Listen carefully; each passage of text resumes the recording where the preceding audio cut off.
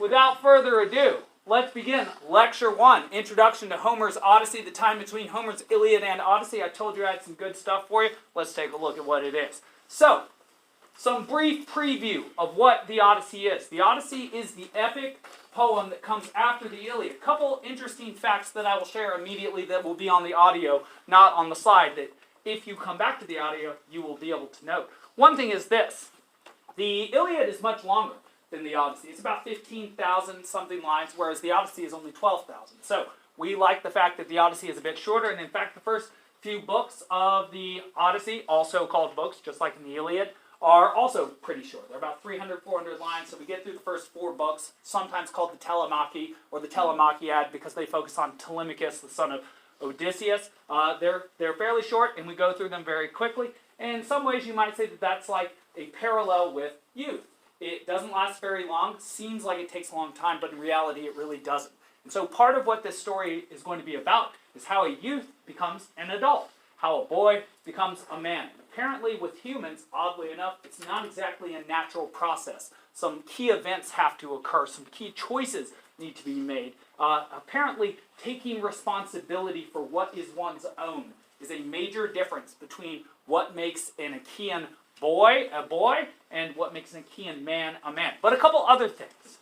Now, I told you that the Iliad and the Odyssey are the only extant epics from what was once called the epic cycle. There used to be 8 of these epics, but the crown jewels were the Iliad and the Odyssey. The other 6 have passed away with time. So, that causes a couple contradictory feelings in us. On the one hand, we feel overwhelming sadness at the fact that we have lost 6 epics that contain within them characters that we've come to know and love. On the other hand, we're told by Aristotle, a 4th century philosopher, who came after Plato, who was the teacher of Alexander the Great, and who we'll talk about quite a bit next year in the context of Dante's Inferno, Purgatorio, and Paradiso. Well, he said that actually the Iliad and the Odyssey were the best of the epics, and the other 6 were minor. They're shorter, not as good. And so even though it is tragic that we lost them, it's not as big a tragedy as if we were to have lost the Iliad and the Odyssey.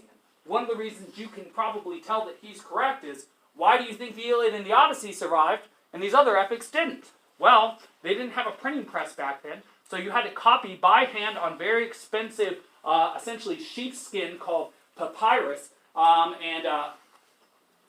you had to copy by hand over and over again these words down in order to transmit these stories to the next generation. And this was expensive, time-consuming, and if you've ever copied anything down, sort of like what you're doing now, it's not the most interesting thing in the world to do. So obviously there must have been far more copies of the Iliad and the Odyssey than there were of these other epics. What does that tell us? Well, that tells us that they were far more popular, that people were more interested in them. So even though we have lost these epics, and that is sad, it is not as sad as if we had lost the 2 crown jewels, which we still have. You've had the golden one, the Iliad. Now it's time to have the silver one, the Odyssey. You've had the epic of the day, the Iliad. Now we will have the epic of the night, the Odyssey. And even if you look on your translation's cover, you will notice that there is a major contrast in theme, even in terms of elements on the cover. In the Iliad, you remember those triangles. I'll show them in front of you. The theme is red and orange.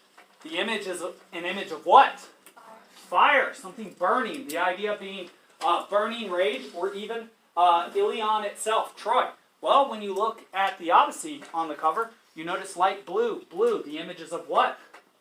Water. Water. And so whereas we left home to go make our names in the Iliad, the Odyssey is a story of coming home. And well, let's talk about, before we get to the Odyssey, the 4 epics that came between and the summaries that we still have of them. We do still know some of the information that was in them, though we do not have the epics themselves. All right, the Aethiopis, and the Little Iliad were 2 epics which existed between Homer's Iliad and Odyssey, and we're going to talk about them now. We're going to start with the Aethiopis. So the Aethiopis, or the sequel to Homer's Iliad, is the Aethiopis of Arctinus of Miletus in 5 books. Here's how it goes. There was an Amazon. Yes, the same sort of Amazon that Diana, Wonder Woman, comes from. These Amazons in contemporary Marvel Comics, or DC Comics, are based on the Amazonians from the stories around the Iliad. Well, there was an Amazon named Penthesilea. She was a daughter of Ares, and she came from an area very nearby Troy called Thrace. Remember that the Thracians showed up with King Rhaesus and they got killed immediately because of the treachery of Dolon trying to save his life, which he failed to do. In any case, she was a daughter of Ares, and she came to aid the Trojans after Hector fell. The Trojans say, oh my goodness, this Wonder Woman-like woman, she'll save us. And actually, if you read Post-Homerica by Quintus of Smyrna, you'll see that when she first fights, she runs into Aias the Greater and Achilleus on the battlefield at the same time, which I can just imagine is like a super tiger and a dragon in front of you, which means you're going to die. But she actually threatens Achilleus and Aias the Greater, and this is not my personal opinion, but I do think this is probably pretty good writing here. What Aias the Greater and Achilleus do when this Amazon threatens them is they burst into laughter, actually, which is so rude. But then Achilleus does have a fight with Penthesilea, and as he does, he kills her. He defeats her. He is the best warrior alive at that time. He, of course, defeats her. Though, there is an odd little wrinkle here. These stories, they survive not because because everything happens which you would expect, but they survive precisely because the unexpected occurs. In the moment that Achilleus kills Penthesilea, he looks at her through different eyes, through a different lens. And you say, what does that mean? I say, he falls in love with her. In the moment that she is dying, he catches her in his arms. And what he sees in her is a female version of him, of someone who fights for glory on the battlefield and dies at the height of her youth, at the height of her beauty, just as he will die at the height of his youth and beauty actually during this lecture. And so, while he's looking down at this beautiful woman, having this terrible moment of, what have I done? Thersites. Remember him? Oh yeah, book 2. He was talking. Remember, he's got a limp, bald, his head comes to a point. He's got a stooped shoulder, he's got a hunched back, and he has endless words. And I said, don't worry, we'll see him again. You were all like, Odysseus doesn't like him, he hits him with a stick. What happens to him? What happens to him? And it's like, you ready to hear what happens to him? Everybody? Yeah? Okay, well this is what happens to him. He makes fun of the wrong person at the wrong time. And so, keep this sort of thing in mind. Thersites, much smaller and weaker than Achilleus, sees Achilleus having a terrible moment, points at him, laughs at him, and says, ha! That is the only woman that you would ever love. Achilleus is not known for restraining his emotions very well. In fact, we read the entire Iliad about how he's very bad at restraining his emotions. And so, what he does, apparently not having learned much, is drops Penthesilea to the ground, makes a fist, and BAM! Punches Thersites so hard in the face that Thersites falls over dead. Kills him with a punch, which we all laugh at because nobody likes Thersites. But remember this, Thersites is an Achaean. Achilleus is an Achaean. To kill another Achaean is not a death kill. It is a murder. And so Achilleus is now in trouble. He actually has to go to a different island, expiate himself by making sacrifices to goddesses, or he has to be exiled from the Achaean army. They can't exile him because they need him to kill some Trojans. And so, that's what happens. As a result, a dispute arises amongst the Achaeans. If they don't send Achilleus away, even though they dislike Thersites and understand where he's coming from, then most likely Apollo will shoot, or how they figure, Apollo may very well become displeased with them, along with the other gods, and shoot plague down on them, just like in the first book of the Iliad. They don't want plague messing with them. They can't deal with plague very well. That is sent by the gods as far as they're concerned. And so they decide to send Achilleus alongside Odysseus, of course, to the island of Lesbos, which is where a very, very famous female poet named Sappho is from. It's our first female poet that we know of. If you're interested in such things, her name is Sappho, very beautiful poetry.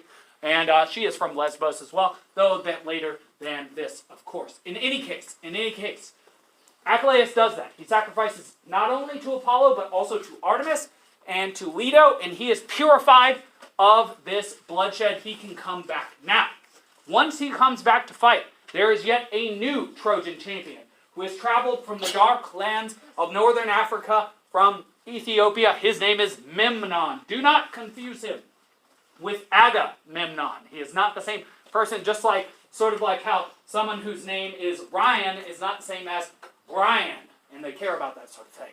In any case, Memnon shows up. Now, Memnon shares many qualities with Achilleus. He is the son of a goddess, the son of Dawn, supposedly. Eos is her name. So if you use that, that lip balm, Eos, it does seem to be named for Dawn. I think it's just Eos, but I say that sort of thing. In any case, Memnon shows up. He's the son of a goddess.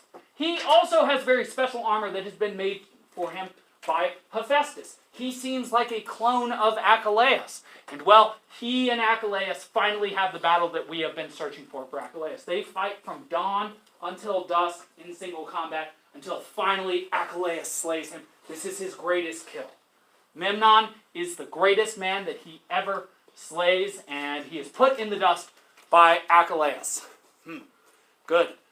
A couple things about Memnon, though, interestingly enough, that I'll say on the next. I'll save them for the next slide. In any case, he gets to be taken to a very special place by his parent, and I'll say that in a moment. In any case, a battle then takes place in which Achilleus, I should have said this first. Before Achilleus slays Memnon, Memnon does get a very important Achaean that we know pretty well, and this is going to be the first of the deaths of the people that we sort of like. So we got to see Thersites die first. We didn't mind that so much. We thought it was pretty funny, maybe a little bit just and righteous too. But the first big Achaean to die is Antilochos, the son of Nestor. Remember Antilochos? He was very smart. He was very helpful. Antilochos was the one that gave the bad news about Patroclus' death to Achilleus. And in fact, in Book 11 of the Odyssey, when we go down to the underworld, we will see Antilochos again. He will be with Patroclus and Achilleus. They'll hang out forever, essentially. That's how good of friends they were. Antilochos is killed by Memnon, but then Achilleus gets vengeance on Memnon by striking him down. Now, because Memnon is the son of a goddess, he has some privileges. Remember that Sarpedon was taken off the battlefield by Apollo at the command of Zeus, precisely because he was Zeus' son, and Zeus did not want his son's body disfigured. Well, this is not an idea that you find in Homer, an idea of a true place of afterlife reward, a heaven-like place. But in other, lesser authors, you do find this idea. And so the idea was this, that Eos could ask Zeus to bestow immortality upon her son and send him to a place called the White Isle. The White Isle, which is very similar to the idea of a place with pearly gates. Some place undefined, beyond the reaches of the world, where you get to go when you do deeds of great valor. Very similar to, our notion of heaven, but different in some ways. So, in any case, after Achilleus defeats Memnon, he's pumped up. It's just like after Patroclus defeated Sarpedon. He's pumped up. He's going to attack the walls of Troy. And he does. And rushing into the city of Troy, pushing his advantage, Apollo tilts the bow of Paris of Troy. And Paris of Troy, of all Trojans, is the one who shoots the arrow that fells Achilleus. Yes, it is true. It was, with the help of Apollo, just like with Patroclus, interestingly enough, that Paris of Troy shoots a shot that supposedly hits Achilleus in his leg, we think, in the back of the calf where the Achilles is. That's why your Achilles tendon is called your Achilles tendon, after Achilles here, or Achilleus. And that he slowly has blood drain out of him. And for some reason, this is a fatal wound. And he kills men until the end of the day, until he has so little blood left in his body that he just slumps down and dies. Yeah, nobody comes and chops off his head or anything. He's still so terrifying. He's, like a super snake. We're talking about lots of super animals today. In any case, there is a major struggle for his body. You remember the struggle for Patroclus' body. Bodies on bodies covered his body so much that you could not even find it. And that was Patroclus. Patroclus is JV. Achilleus is varsity. And so, there's a huge fight. And actually, this vase painting, this black figure vase painting here, is the very famous painting that I told you about, where Aias the Greater, with its giant shield, is carrying Achilleus over his shoulder. Very, very sad there, very sad. And there are a lot more pieces of art showing that scene. In any case, it is the case that the Achaeans get Achilleus' body back, and Odysseus helps to drive off the Trojans. In any case, now we have to do some sad things. A couple of our major friends have died, Antilochos and Achilleus. We need to have burials. And Achilleus has one Hades of a burial. His body is laid out. And then Thetis shows up. I mean, to some extent, the measure of your life is who shows up at your funeral, which makes me wonder, if you're really old, who shows up? Because, a lot of the people that you've known are now dead. Well, if you're at a war like Achilleus here, a lot of the people that you've known who you really love are dead. That said, goddesses love him. He is so profound a human, or was so powerful, incredible a human. Thetis comes out, and not just Thetis. Also, the Muses show up. The Muses are the 9 patron goddesses of art. Muse is why we have museums full of art. Muse is why we have music that we listen to. In any case, and in fact, the muse of Homer, who he calls to speak through him, the goddess, sing goddess, the anger of Peleus' son Achilleus, or tell me, muse, the reason, which we'll see that soon with the Odyssey when we talk about that in the next lecture tomorrow. Well, that muse is named Calliope. She is the muse of epic poetry. There are several other muses too, and their mother is named Mnemosyne. Her name means memory. It's like memory and art are connected together, which will make perfect sense by the end of your next year when you've had so much art from our collective memory. Ancient Greek, Roman, medieval Italian, and even some English stuff. All right, in any case, Achilleus has, I think, and I don't have it written here, you recall that Homer had 12 days for his funeral? I believe Achilleus has 18 days for his. Most days I've ever heard of for a funeral. In any case, one thing I do want you to know is that supposedly, according to this writer, not according to Homer, he gets taken to a place of immortality called the White Island. But what would have been honored by Homer, given Book 23 of the Iliad, is this. Patroclus' ashes are mixed with Achilleus' ashes. They're put in the same cairn. That means essentially an urn. An urn is a vase where you put the ashes of somebody who has been immolated after they died. Perhaps you have an urn with a former family member in it, or have seen one. Do not drop those. In any case, this particular summary of an epic, the Aethiopis, ends with a dispute arising. It's almost like stories just end in order to begin again, with a dispute rising between who gets Achilleus' awesome Hephaestion armor. Aias the Greater, his cousin, or Odysseus, who helped to get his body off the battlefield. Just like Aias. Alright, in any case, let's now talk about the Little Iliad, the second of our epics today. Yes, we're moving fast. Now, the Little Iliad was written by somebody different from the first work. Remember, Arctinus of Miletus wrote the Aethiopis. Here we have Lesches of Mytilene. And here we have figured the judgment of arms between Achilleus and Odysseus. Alright, so Odysseus and Aias the Greater, Achilleus is dead, both won Achilleus' armor. Wow. So they have a contest. A contest that would favor Aias the Greater would be something like a wrestling contest, some sort of contest of strength. He is stronger than Odysseus, though Odysseus is a strong man. That said, it is contrived so that, or the contest that they end up having is a contest of speech. Well, who has the advantage there? Well, the man who's described by the Trojan Antenor in Book 3 of the Iliad as having words as beautiful as falling snow. That would be Odysseus, obviously. He even tells Achilleus, even though you are greater in battle, I am greater in counsel because I am older than you, and he's really smart. And so, in any case, Odysseus and Aias the Greater have a speech contest. I sometimes read parts of that from Ovid's Metamorphoses. It is very funny. They take some serious digs at each other. If I could just recall off the cuff a couple of the things they say to each other. Oh, yes, Aias the Greater says, I can remember a lot, actually. Aias the Greater says, oh, it's so interesting. You don't actually need the armor of Achilleus, because just to contend against me is an honor for you, Odysseus, though I can't say the same for me with you. And then Odysseus says things like this to Aias. He says, why do you even need armor? I haven't even seen you get wounded the entire time we've been fighting. And I, however, have suffered in Troy. And, well, you know, they say all sorts of things like that. Just one last thing that Aias the Greater says to Odysseus is, why would you even want armor? Armor gleams at night, and that's the only time you ever fight. And when you're fleeing from your enemies, as you always do, it will weigh you down. And so they are pretty, they go after each other. And so we thank Ovid for maintaining that story for us. Ovid we'll see also in the Inferno next year. And in all canticles of the Divine Comedy. In any case, Aias the Greater loses this contest. He does not get the armor of Achilleus, even though he's like a carbon copy of him. It doesn't make sense to him. He goes mad. He decides, I'm going to kill Menelaus, Agamemnon, and Odysseus for this terrible, terrible thing that they have done to me, for this dishonor that they have conveyed to me. But Athena shows up. She loves Odysseus, and she doesn't want this to happen. And she muddles the wits of Aias the Greater, so that when he goes out at night to kill Odysseus, Menelaus, and Agamemnon, he actually goes out and kills a bunch of cattle. Some rams, some ewes, some lambs. So I can only imagine if this were like a situational comedy, a sitcom, like something you watch on ABC at 7 o'clock at night, then you'd see like Aias the Greater giving some speech about how he's about to slay Odysseus, and there's like a goat staring at him, chewing. He's like, "Oh, Odysseus, always eating." The goat's like, he's like, "I knew you would say that.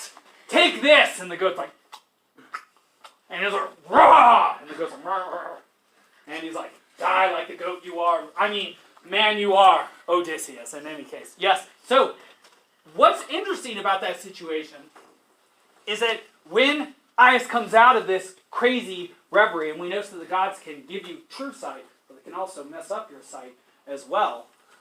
When he comes out of his insanity and realizes what he's done, he is not ashamed of the fact that he attempted to kill his friends and former commander, Agamemnon. He is ashamed of how embarrassing it is that he killed animals instead of them. And because he is so embarrassed by this, he feels completely dishonored. And because he is a traditional warrior in an honor-style culture, he decides to commit suicide, sadly. And there are many pictures of this. In fact, there's a very famous vase painting where you can see him burying his sword so that he can literally fall on it. And there is a very famous play called The Ajax by Sophocles that I used to teach that figures into this. And he's sort of tricky with it, too. All of his friends, his concubine, are like, no, don't kill yourself, please don't. And he's like, no, I'm not going to. And then he goes off into the woods or near the beach and does it.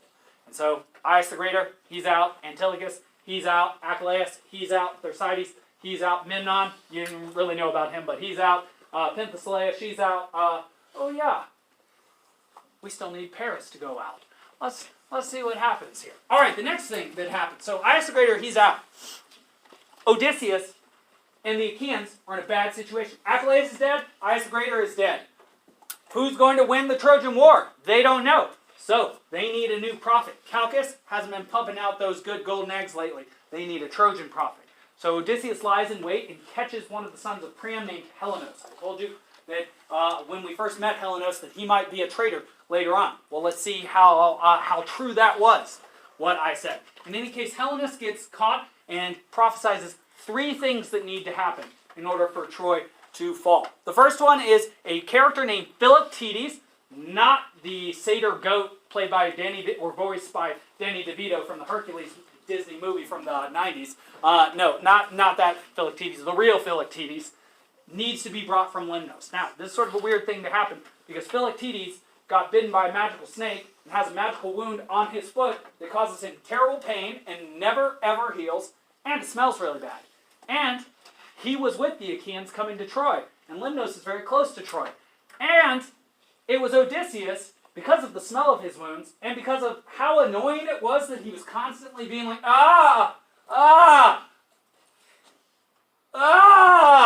Odysseus said, we can't be having this smell at Troy. It's a war. I'm not going to smell that all the time. And he's constantly crying out in pain. It's driving me crazy. Why don't we just leave Philoctetes here, and we all go to the war? And all the Achaeans said, seems like a great idea. Let's just leave him to die.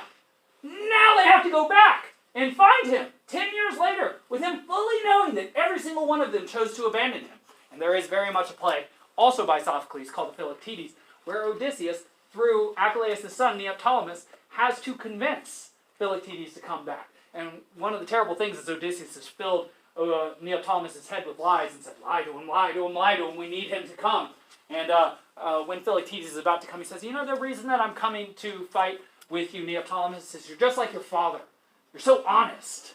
And it tears the heart out of Neoptolemus in a metaphorical way, not a literal way. And he actually admits what he's been doing to Philoctetes. Philoctetes goes to get his bow, goes to kill Odysseus, and then he sees the ghost of Heracles who says, use my bow to kill Trojans, not Achaeans. And then he goes to Troy. So, 1 out of 3 pieces of the prophecy, done. Good job. Yes. Also, a couple things that happen nicely for Philoctetes, and a good reason to learn to give up resentment. One is, when he comes to Troy, Machaon, the great healer of the Achaeans, heals his unhealable wound. That's a good reason to come. Also, he gets to kill somebody we've been waiting to die. We've probably been waiting for this man to die since we first heard about him. Since we first heard about him from the events that preceded the Iliad. Ah, yes, Philoctetes will be tied to the death of Paris. Yes, I do say that. And so Philoctetes, after being healed by Machaon and coming to the Trojan battlefield in order to fight, takes out his bow and arrow, shoots an arrow at Paris, hits Paris in the leg, just like Paris had hit Achilleus in the leg. And actually Paris is still not healed enough, sound-bodied enough to go on a hike. Goes on a hike to a mountain.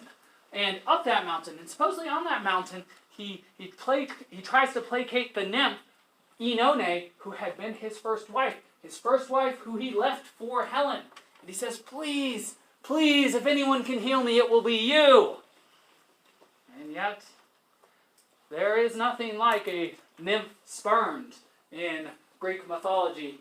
Oenone turns her head from Paris. Just as Athena had turned her head from Hecate and the Trojans, she refuses to heal Paris. And there's a lot of great art about this too. Paris dies to Philoctetes. Terrible, terrible, terrible. Ah, yes, and then an interesting moment. So you say, okay, well, Helen is still with the Trojans. Who does she marry next? Because she does marry somebody next.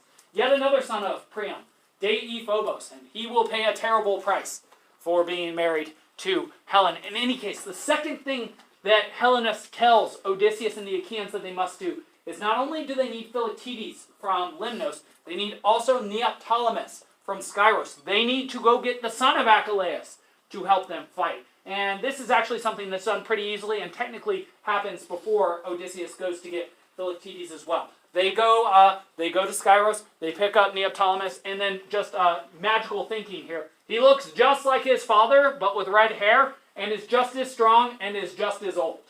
And that's how it works. Even though he should only be something like 10 years old, he looks like a 20-year-old, and he fights like a 20-year-old, and he is literally a carbon copy of his father. Almost literally. His name even means new war, Neoptolemus. All right. And one of the first things he does, just as Philoctetes gets a big kill of Paris, is he kills a man named Eurypylus. We'll see Achilles be very proud of his son in Book 11 when Odysseus brings this news down to him. In any case, now, the Trojans are closely besieged. And the Achaeans, they are starting to realize that without the help of Achilles, without the help of Aias the Greater, they're going to have to do a little bit more. They're going to have to use their heads a little bit more, use strategy in order to defeat these Trojans. In fact, the third thing that Helenus tells Odysseus and the Trojans that they must do in order to defeat Troy is that they must break into Troy, their sacred citadel, the temple to Athena, and steal her statue, which is called the Palladium after her epithet Pallas Athena. All right, cool. Who's going to do that? Well, it's going to be Odysseus. And actually, we'll hear this story in Book 4. Helen will tell this story to us. Yes, we'll see Helen again. We'll see Menelaus again. It'll just be like after The Wizard of Oz ends. And it's like, and I saw you there? And you there? And you there? Yes, yes. We'll see many of these characters again, at least the ones that aren't dead. And we'll even see some of the dead ones, too. Agamemnon, Aias the Greater, he won't say much to us. We'll see Odysseus' mom. Sadly, he didn't know she was dead. And we'll also get to see Achilles and a couple other people that you might not know about yet, but you will know about then. In any case, Odysseus disfigures himself, dresses as a beggar, sneaks into Troy, because who pays attention to a beggar? He is spotted by Helen. He somehow gets out of that situation. Helen then gives him a bath, and then he conspires with Helen and Diomedes, because we don't know which side Helen's on, that's why she's red and blue here, to steal the Palladium. He then, with Diomedes, steals the Palladium. 3 out of 3 things have been done to make it so that Troy can fall. Helenus has told us, you need to go get Philoctetes, done. You need to go get Neoptolemus, done. You need to steal the Palladium, symbol of wisdom from Troy, done. Troy may now fall. How is it going to fall? Okay. The Achaeans come up with a very different idea. Athena puts the idea in Odysseus' head. Odysseus conveys the idea to a local carpenter named Epeius. We're going to build a giant wooden horse. And we're going to claim that after Odysseus stole the Palladium from Troy, Athena has turned against the Achaeans and is very angry at them. And so, we're all going to pretend to sail away. They're going to sail behind an island called Tenedos. There we go. And we're going to leave this giant horse here, and we're going to say that it is a gift, a holy gift to the Trojans. And that we're giving it to the Trojans and to Athena so that she will no longer be mad at the Achaeans and will not destroy them, but we are giving up on the war because if Athena is no longer on the side of the Achaeans, there is no way that they can defeat the Trojans. And so, when the Trojans wake up the next night, the Achaean camp is gone, the Achaeans are gone, and there's a giant wooden horse in front of them.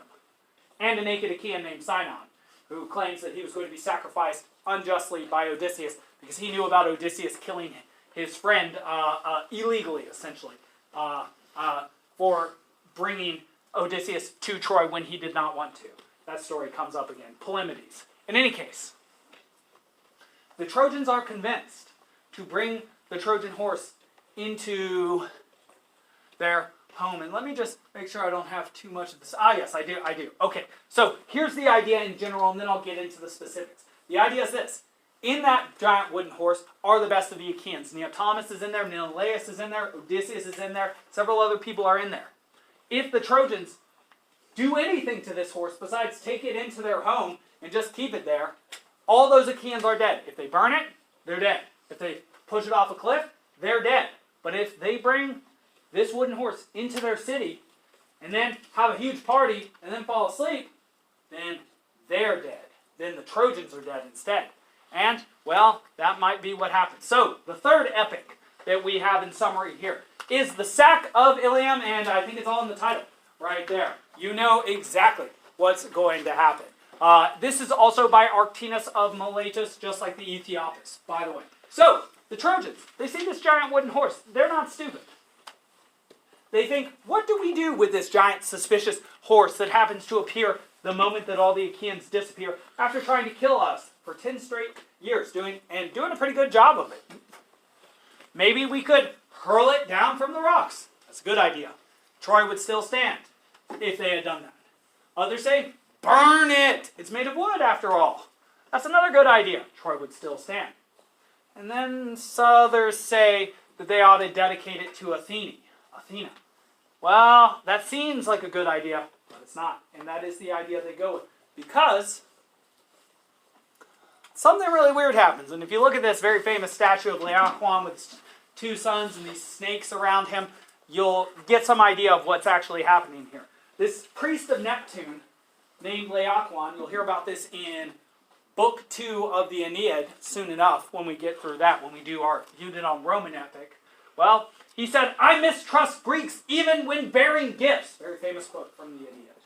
And he takes a spear and he throws it at the wooden horse. And everybody's like, oh man, what's going to happen? Is the goddess going to kill you? The answer is yes. Athena sends two red serpents with fiery eyes out of the water. They slither up to Laocoon, who's apparently hanging out with his two young sons, and then they strangle both of his sons to death in front of everybody right after he had thrown a spear at this wooden horse, and then they strangle him to death. That's what's happening on this very famous marble statue here. He is being strangled and killed after his sons are being strangled and killed. So, imagine this. You see this priest disfigure this holy object of Athena. He gets killed with his sons by two snakes. What do you think about that holy object?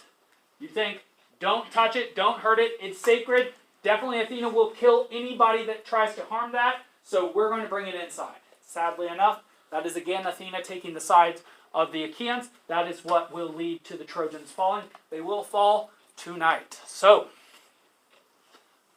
the horse is taken in. The Trojans have the biggest party of their lives. And with the young people, it really would have been the biggest party of their lives. And the last party of many of their lives. As they fall asleep, Sinon, who has been invited inside, recall he's the spy that was naked next to the horse and had the job of convincing the Trojans to bring the horse in. In fact, it's Priam who does that, who allows that. Sinon then raised the fire signal to the Achaeans. They see it from Tenedos. They sail their ships back. They go through the gate, which has now been slightly dismantled to allow the horse in because it's so large. The Achaeans stream into the city. Now, here's where some things start to happen. And we will have a detailed account of the fall of Troy in Book 2 of the Aeneid, but I have some additional details for you here. This image is of Neoptolemus cruelly slain Priam while stepping on the body of Pelides, Priam's son, who he had killed right in front of Priam. So Priam puts on his armor. Not in this image. Tries to fight. Neoptolemus is like Achilleus. There's no fighting against him. He wins. And so he kills in the sacred citadel of Priam and Ilion, in the safest place in the world for Priam, which is now the most dangerous place. Sadly enough, things change so quickly in this world. Well, Neoptolemus kills Pelides, then grabs Priam by the hair, drags him through the blood of his son, takes him to an altar of Zeus, slits his throat, slices his throat, and then cuts his head off, and then throws his head on the beach. And so the greatest king of all the Asiatic people, the Trojans, with 50 sons, 100 daughters, countless concubines, ends up as a headless corpse on the beach at the end of his existence. What goes up must come down. And then, even worse things happen. Potentially speaking, depending on your value system, I suppose. Menelaus then finds Helen in the house of Deiphobos, horrifically disfigures Deiphobos, cuts off his hands, his feet, his nose, his ears, supposedly also his genitals and his face. His face. He cuts his face off. We will see him faceless in Book 6 of the Aeneid. He does terrible things to him. And, well, the reason is because he's taking out all his anger from all that's happened in Troy on this one man, and that one man happens to be Deiphobus. Unfortunately, it's not Paris. And yet, that's how displacement works.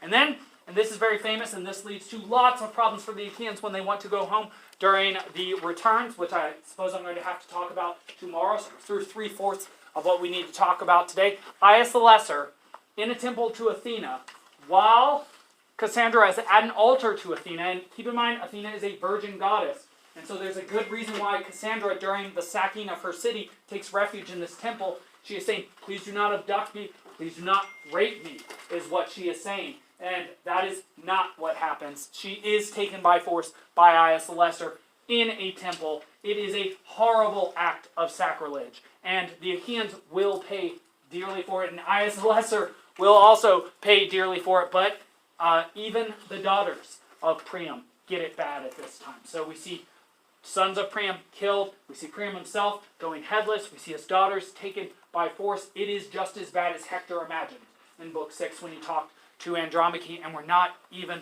done yet. I don't think I have this on this slide. Here it is. You've been waiting for this.